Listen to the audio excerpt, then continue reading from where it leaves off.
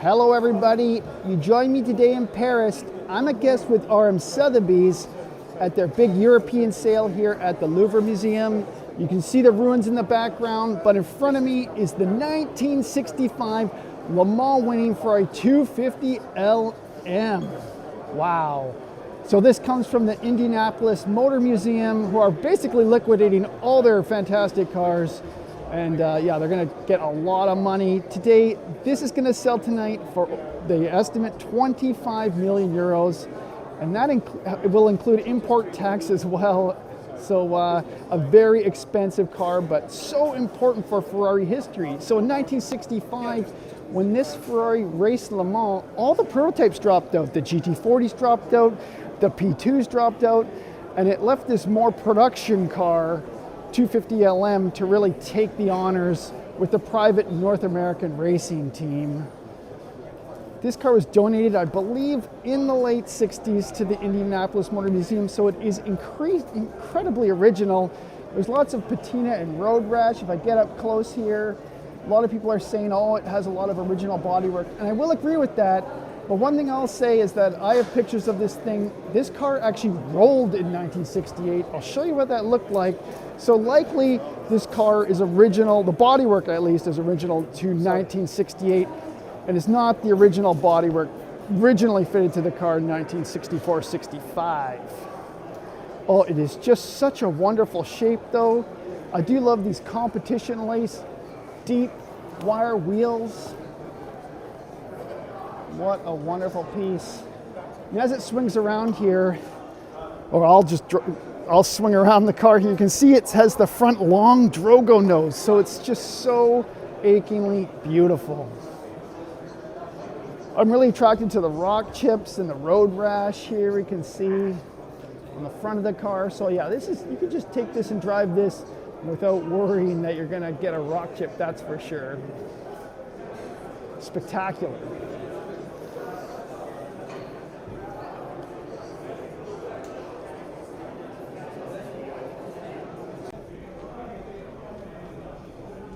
All right, here we are at the main exhibition hall for RM Sotheby's, and there are some fantastic cars that they're going to auction tonight.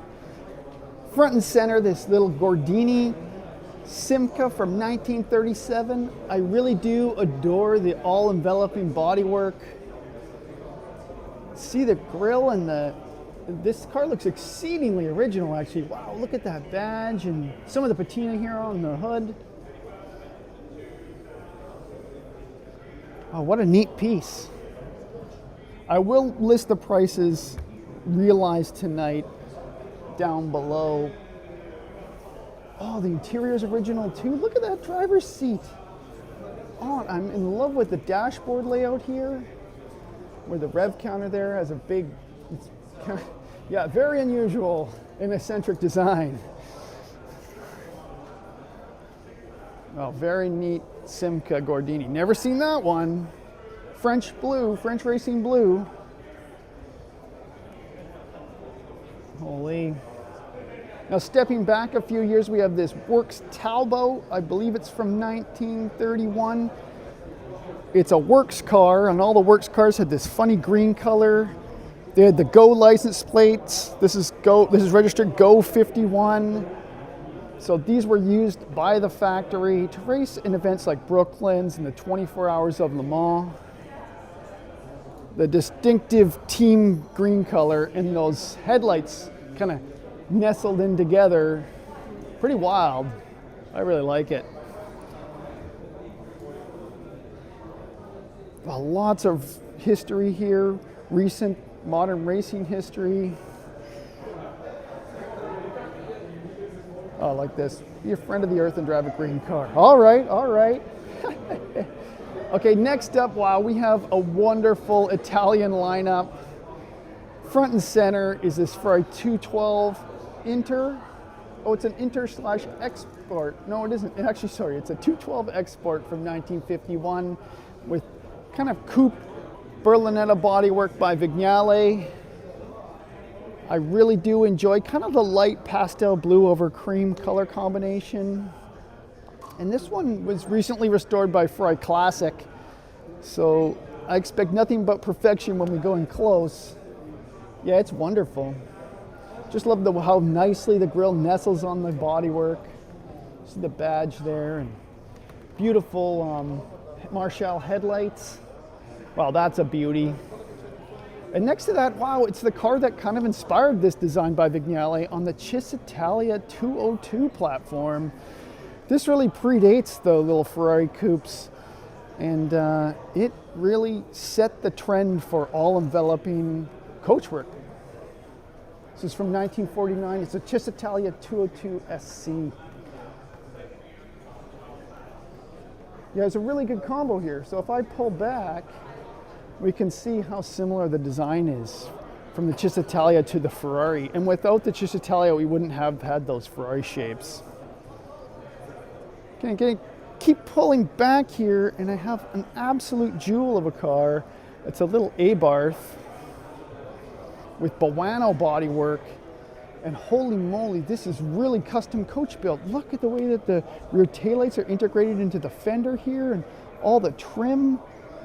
Wow, this is really a masterpiece. Oh, and inside here too. Very original looking interior. Oh, even original carpet. Wow, I am falling in love with this little Abarth. Love the wraparound windscreen. And these accent lines that create this two-tone. This is really a show car. So it's a 1955 Abarth 208A Spider with coachwork by Boano. Oh, I love the fog lights in the grille, and it has these little pop-up lights. Yeah, it's so wild. What a neat design. Next to it, Porsche. Looks like an early Porsche, bent window Porsche from 1954. They call this a Pre-A 1500 Cabriolet. This is what I mean by bent window. You can see this front windshield here is bent, and that was in lieu of the earlier cars which had split front windscreens. Oh, the mustard dashboard, look at that. Oh, and it matches the interior quite well. Yeah, that's well done. Really nice looking little Porsche. Oh, okay, here we go. Heavy hitters. We have three massive highlight cars here for the sale. This Jaguar and the two Ferraris to the right. Wow. I guess I'll first focus on this Jaguar XJR10. So this was really a car that was developed with Tom Walkinshaw Racing to take Jaguar racing on the IMSA circuits in America. And this is a V6 powered prototype. I think the earlier cars were V12 powered. Now this one has a lot of history. I think it turned into some later iterations and different styles of bodywork, but it's been restored and returned back to its 1989 livery. That's right. Oh, I love the lines of this. Look at the Ferrari 512M. So this 512M was originally delivered to the Belgian team at Curie-Francorchamps, so that's why it's in bright yellow here. Mind these guys. And these were all-out racing contenders. This is the car that competed against the Porsche 917. I think it's estimated to sell for over 10 million today. Oh, look at the intake in there. Oh, there it is. Francorchamps. Wow, this thing is spectacular. Look how wide the tires are. Wow.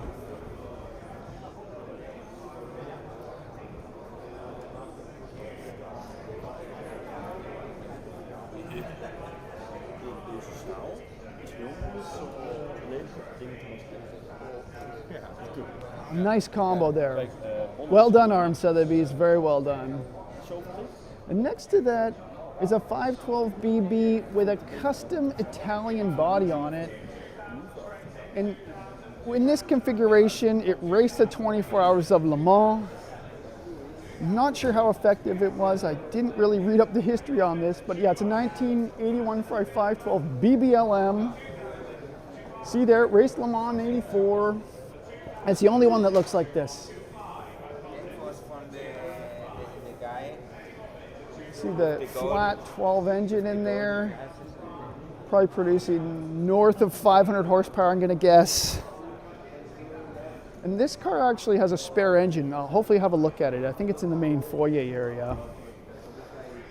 Got some F1 cars here. We got a Lotus Renault. Could you imagine buying this and taking it home and driving this? I think after you drive a car like this, you wouldn't want to drive a regular road car. Look at that, spectacular. Okay, what's next? What's next? Okay, modern supercars. And in front of me is a very French car I'm so happy to see today. It's a Bugatti Cento Dieci. They made only 10 of these. And when they first announced these, the car was 8 million euros. Yeah, very expensive, limited edition supercar that's based off the EB110. So it has kind of some traits of the EB110 here or there. Totally wild headlights. So you can see the holes on this side, the portholes on this side. That's really a nod to the EB110. What's the estimate on this? 10 to 15 million euros. I really do enjoy seeing this car in white.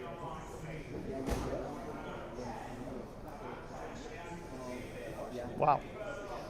Really cool display here on these lighted pads. Nicely done. So we have a Koenigsegg Agera here. And then kind of a matte black that's going to be for sale. I'll pull back here on a Ford GT car. Very nice looking nod to the Ford GTs, I guess you could say. And oh wow, look at this. I'm going to pan around and there we go. A Pagani Huayra R in complete carbon fiber bodywork.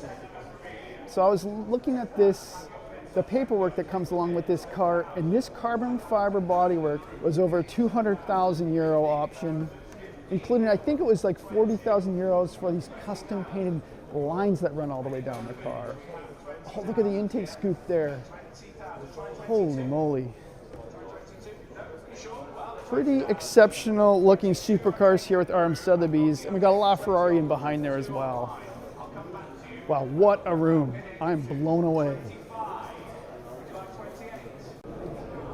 I completely missed this row of Alfa Romeos, so gonna head back into this hall here. Starting off with this 1961 Alfa Romeo 6C1750 Grand Sport Spider. Looking very patinaed. Kind of the quintessential pre-war Italian car.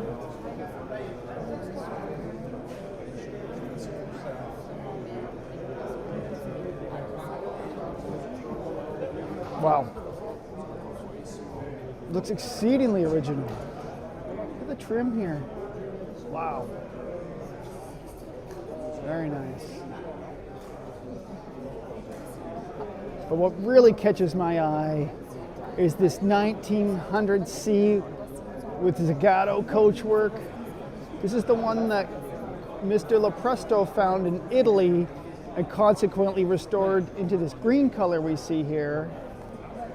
So it's from 1954. They call it a Super Sprint Coupe by Zagato. I think when this car was discovered, it was originally gray, so I don't know where this green came from. Maybe I'm getting it mixed up with another car, but it does look very original. See the interior here. I believe this is original upholstery in here. It's kind of dark, but you can see the floor mats. You know, when you get a car that has original rubber floor mats and they still look like that, very impressive. Starting to get into detail here. Yeah, you can just tell. So achingly original. There's the original Zagato tag there. Wow. Wheels and tires. Beautiful thing. Really beautiful.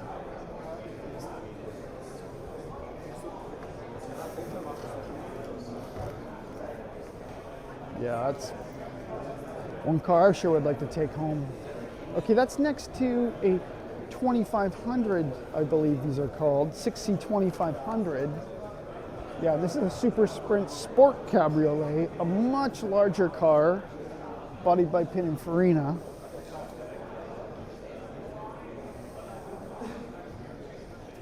Love these accent lines that kind of kick up towards the grill here. It's from 1950. That's okay. Such a big cabriolet. So much larger than that little Zagato we were looking at earlier. Love that white steering wheel in there.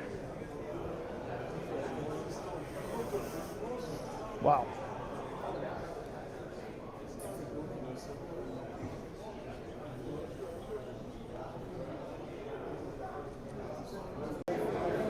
So here's the spare engine that was kind of came along with that 512BB we saw earlier. And it's so spectacular to see it out of the car with these huge long trumpets and this injection system. Looks like Lucas mechanical injection there, like on the P cars. What a piece. You know, something like this they want like 200 or 300,000 for. Wow, what a spectacular piece.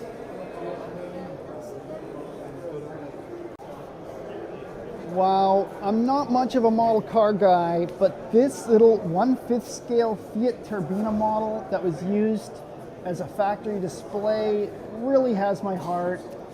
It's from 1954, and I just love the all-enveloping kind of bodywork that it had on the Fiat there.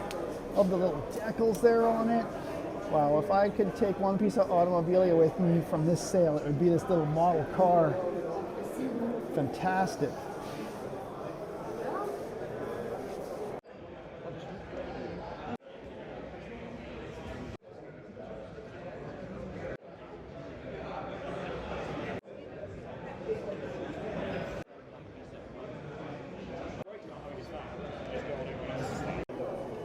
All right, everybody, that wraps up my walking tour here with Sotheby's in Paris. What do you think? I'm just so blown away by the quality and caliber of cars and the way that they're displayed.